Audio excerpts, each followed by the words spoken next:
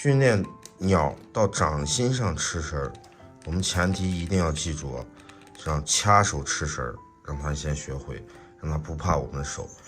然后你不能直接把食儿放到这个掌心，你要先放到指尖儿，把手指头一点点伸进去，让这个脚慢慢的去适应。看到没？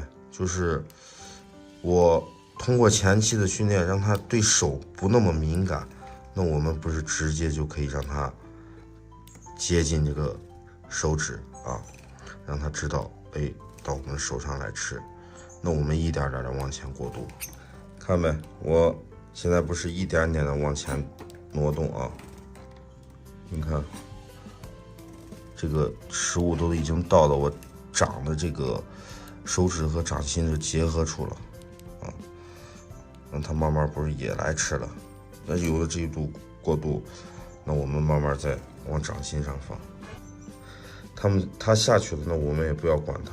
你看，它不是没办法，它就往上跳了。就短短的不到10分钟时间，那我不是也就把它训练的到这个掌心来吃食了。